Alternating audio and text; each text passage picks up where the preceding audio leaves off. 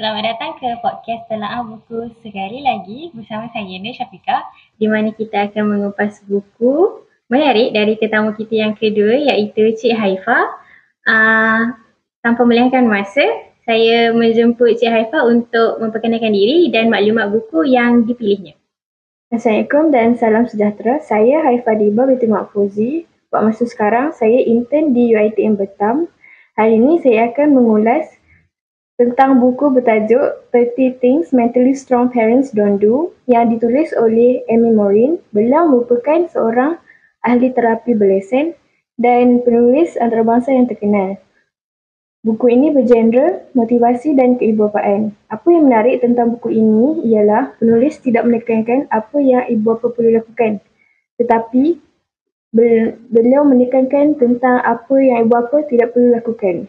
Cara ini membantu kita untuk lebih sedar tentang kesilapan kecil yang mungkin tanpa kita sedar boleh melemahkan anak-anak. Buku ini mengandungi 13 bab, setiap satunya mengupas satu kesilapan besar yang patut dielakkan. Saya akan huraikan beberapa isi penting dalam buku ini. Pertama, jangan terlalu mengawal anak. Anak-anak perlu diberi ruang untuk membuat keputusan kecil supaya mereka belajar tanggungjawab. Kalau semua perkara kita tentukan, mereka akan jadi terlalu bergantung. Kedua, jangan terlalu melindungi. Penulis menekankan bahawa cabaran adalah guru terbaik. Kalau ibu bapa sentiasa menyelamatkan anak-anak daripada masalah, anak akan jadi cepat rapuh dan cepat give up apabila berdepan kesusahan. Ketiga, jangan bandingkan anak dengan orang lain. Pembandingan hanya menjatuhkan keyakinan diri dan membuat anak merasa tidak cukup baik, walaupun sebenarnya mereka ada kelebihan tersendiri. Ya, penulis juga mengingatkan jangan nafikan emosi anak. Kalau mereka sedih atau marah, biarlah mereka meluahkan. Kemudian, ajar cara untuk menguruskan emosi. Jika kita abaikan atau pelekehkan perasaan mereka, anak akan rasa tak difahami. Satu lagi isi penting ialah ibu bapa jangan abaikan diri sendiri.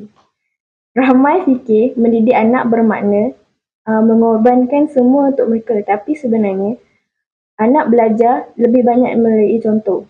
Kalau ibu bapa tak jaga kesihatan fizikal dan mental, ia akan memberi kesan langsung kepada anak.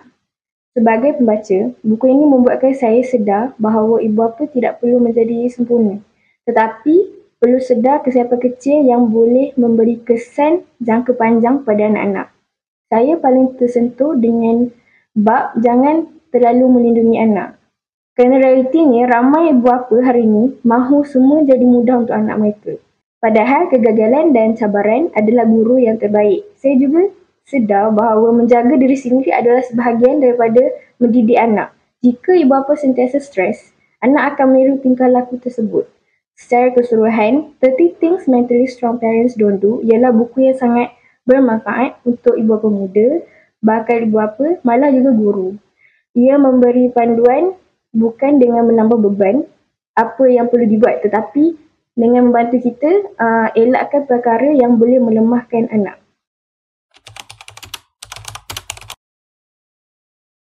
Okey, untuk soalan pertama, kenapa awak pilih buku ini? Saya pilih sebab buku ini unik. Biasanya, buku parenting cerita tentang apa yang ibu bapa perlu lakukan. Tapi buku ni cerita apa yang jangan dibuat. So, saya rasa pendekatan ini lebih praktikal, terutama untuk ibu bapa muda yang nak elakkan kesilapan. Seterusnya, apakah tema utama atau isu penting yang diketengahkan dalam buku ini? Temanya ialah bagaimana nak membesarkan anak yang kuat mental. Amy Morin tekankan bahawa cara kita didik anak hari ini akan tentukan sama ada mereka berdaya tahan ataupun rapuh bila berdepan dengan cabaran hidup. Seterusnya, boleh tak Cik Haifah kongsikan ringkasan idea utama dalam buku? Buku ini menghuraikan 13 kesilapan ibu bapa yang perlu dielakkan. Contohnya, jangan terlalu mengawal anak, jangan terlalu melindung, jangan terlalu bandingkan anak dengan orang lain, jangan nafikan emosi anak dan jangan hanya bergantung pada pujian. Semua poin ini mengingatkan bahawa kasih sayang bukan bermaksud memenuhi semua kehendak anak, tetapi membimbing mereka menjadi lebih kuat. Ada tak bahagian tertentu dalam buku ni yang Cik Haifah rasa memberi kesan? Ya, Saya paling terkesan dengan bab jangan terlalu mulia anak. Seperti yang saya beritahu tadi, kadang-kadang ibu bapa rasa kasihan bila anak susah. So, tapi sebenarnya cabaran tu penting. Kalau semua benda dipermudahkan, anak jadi cepat give up. Cepat putus asa. Pada pendapat Cik Haifah, bagaimana gaya penulisan Amy Mori? Gaya penulisannya jelas dan mudah difahami. Dia guna contoh situasi harian. Jadi terasa dekat dengan realiti lah. Walaupun asalnya ditulis oleh seorang ahli terapi, buku ini tak terlalu akademik, lebih santai tapi padat. Apa mesej utama yang Cik Haifah dapat daripada buku? Saya belajar bahawa peranan ibu bapa bukan hanya memberi kasih sayang, tapi juga membina kekuatan mental anak. Kita perlu ajar mereka berdikari, berani gagal dan belajar daripada kesilapan. Cik Haifah rasa ada tak kekuatan istimewa yang buku ini boleh bagi berbanding karya lain? Ya, kekuatannya ialah fokus pada apa yang jangan dibuat. Itu lebih mudah diingati dan ia membuka mata tentang kesilapan kecil yang kita tak sedar. So, macam mana pula dengan kelemahan buku ni? Kelemahan dia setengah contoh lebih sesuai dengan budaya barat. Tapi secara umumnya, mesejnya masih relevan. Cuma kita kena sesuaikan dengan konteks tempatan. Siapa Cik Haifah rasa pembaca yang sesuai untuk buku ni? Paling sesuai untuk ibu bapa muda, bakal ibu bapa dan juga pendidik. Tapi sesiapa saja yang minat ilmu keibubapaan pun boleh juga.